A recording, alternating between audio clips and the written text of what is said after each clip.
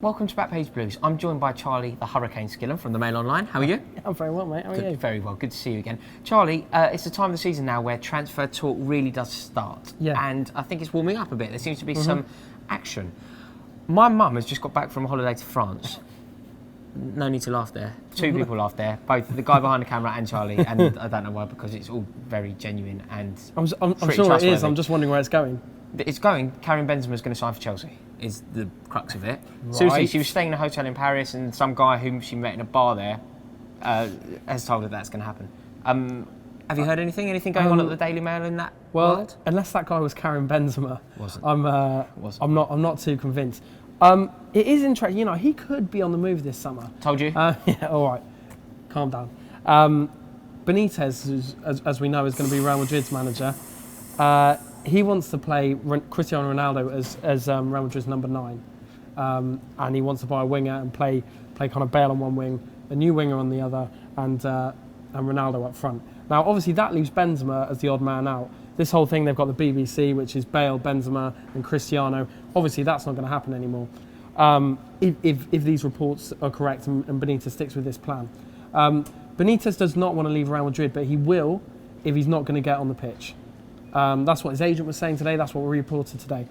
In terms of him coming to Chelsea, I mean, he's an amazing player. So obviously, I'd love to see it. I'm sure you would too. Yeah, absolutely. But I think we're kind of playing fantasy football here. If he doesn't want to sit on the bench of Real Madrid, he's not going to want to sit on the bench of Chelsea. Diego Costa is Chelsea's main striker. That won't change next season. Would it change if somebody like Benzema became available, though? Is there an opportunity for somebody to dislodge Costa as our number 9? Benzema, there aren't many that could, but Benzema is probably one of the people who do have the minerals to dislodge him. Possibly. I mean, we could debate that all day. I wouldn't say there's actually much between Benzema and Costa, really. I think we'd have to spend a hell of a lot of money. I think we're looking at a more kind of Falcao type signing for a striker, someone to come in and be second, third choice, rather than a real kind of marquee signing, which is undoubtedly what Benzema would be. That said, unfortunately, he could be on his way to the Premier League. I just don't see it at Chelsea. So you're calling my mum a liar, is the bottom line. I like your mum. She's very, very nice. All right, mate, back nice. off. Moving on. Petr Cech. I've got a terrible feeling within my water that Petr Cech is going to remain in the Premier League. Well, look, we've both had this terrible feeling for a while. I think, to be honest, Petr Cech wants to stay in the Premier League as well, particularly London, and he's not going to take West Ham, is he? So, I think Chelsea are ready to let him kind of make his own mind up, which I'm going to jump. This is just I think horrible. Fair enough. This is so horrible. Mourinho, though, hang on. Jose Mourinho said that he would happily just keep Cech, even if he's unhappy, just to stop him going to the Premier League. That's what I like. He's come malicious. Yeah, exactly. He's come out and said that this week. He's also said that, he said, if Arsenal and Man United want one of my players, I want one of theirs. So, not too many that we get in our team. Alexis Sanchez, if you're up for trekking across London. Sanchez is a very good player. Hop on over. I can't really think of it. Really? I'm in a very small minority of Chelsea fans here, where I actually quite like Jack Wilshere. But don't hate me, don't comment, don't swear at me. I think he's talented. I don't think he'd get in our side. I don't. There's a few players who would no doubt improve us. Obviously, we can't be completely Chelsea all the time. Do you think this is tongue in cheek from Mourinho, or do you think he's actually got his eye on an Arsenal player? No, I think it's, as 90% of what Mourinho says is, I think it's very much tongue in cheek. Right. I wouldn't expect to see Alexis Sanchez holding up a blue shirt anytime soon. Okay. Well, if we're not going to be making any massive signings, at least across from North London, we're going to have to start thinking about our youth, aren't we? We're going to have to start thinking about blooding the youth. Yeah, well, you say that. I mean, obviously that's a criticism Mourinho's hit with all the time. This is not going to be popular, because I know everyone who comments absolutely loves him. But Newcastle are actually ready to bid 10 million for Patrick Bamford. And it remains to be seen. I mean, Chelsea could well take that.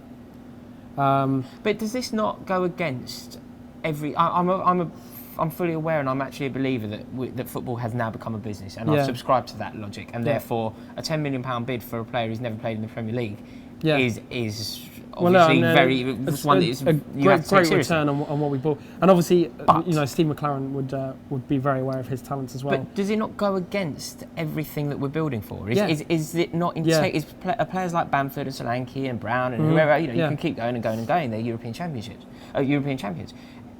If you start selling players of this calibre, and age group, are you not kind of dismantling an infrastructure that you've spent years? Yeah, I mean, potentially. I don't think selling Bamford would dismantle the infrastructure per se.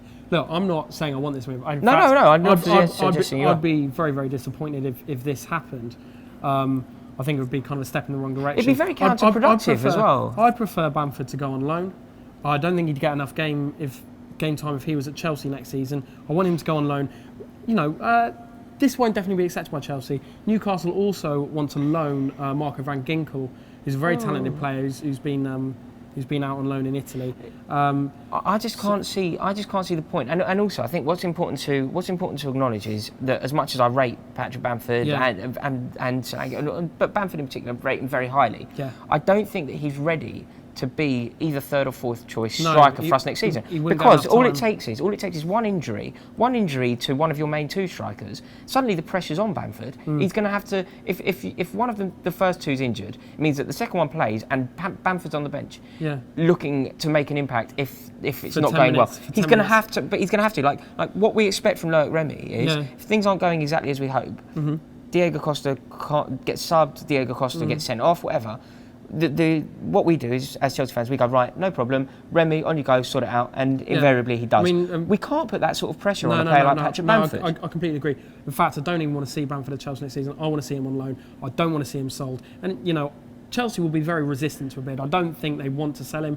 If they get a mega bucks deal, then possible. I've got a feeling this is going to kick off in our comments. Yeah, I think, so guys, do I. Well, that's interested to hear what you guys have to say. I love the fact that the vast majority, in fact, of our viewers are so pro-youth and so supportive of our youth team. Definitely.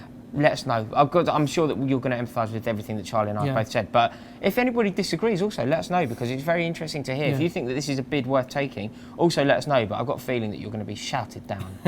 The other young player that is wanted is Kurt Zouma, who we're all big fans of. Now Sampdoria want him on loan.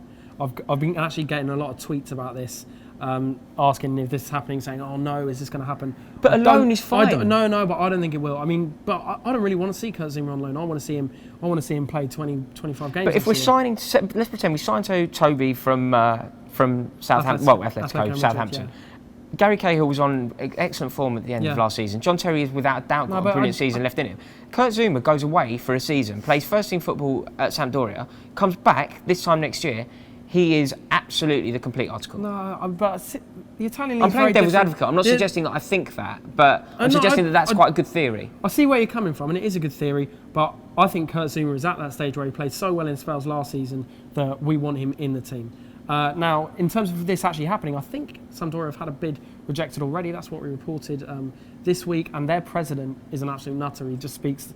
He literally never shuts up. So, love it. So love Italians. There doesn't have to be any kind of concrete evidence. Do you know what? Actually, just while we talk about centre halves, it's made me think of something. We had a Skype group chat today. It was really good fun. Loads of people got involved. Guys, if you were one of the people that got involved, thank you. I really, really enjoyed it. One of the questions that was asked by somebody was, here we go. It's one sort of for the John Terry versus Rio Ferdinand versus Tony Adams, all in their prime. This was on our Skype chat today, and it created a bit of a hullabaloo. Right. Well, Charlie the Hurricane Skillen has a final word. John Terry, Rio Ferdinand, or Tony Adams? 2 words. John Terry. There's only one there, isn't there? Yeah, definitely, 100%. They're all great players. We should say that they were all fantastic players. But I think the way Terry played for so long, reinvented his game. Won titles 10 years apart. Played every minute of every match. Even when being written off and had kind of injuries as well. He's the best defender in Premier League history. I completely agree. And guys, thank you so much for getting involved in that Skype chat. I really did enjoy it. And keep your eyes peeled for the next one. I hope a few more of you get involved next time. I suppose that's all we've got time for, Charlie. Probably. Thank you very much for coming in. Thank you very much for watching. And do comment below. I'm very, very interested. Charlie and I both regularly check the comments. Let us know what you're thinking. And be sure to subscribe. And just before I let you go, we have a new segment in store for you. Can't say too much about it now, but it'll be out on Friday, and it involves this fine specimen of masculinity. Should we go for a drink? I think so. Let's do it. Go on to Champions. Can't guarantee him first team football, and if I look at that Real Madrid side, I'm not convinced that he can. Varane's off. The only snag here is I'm not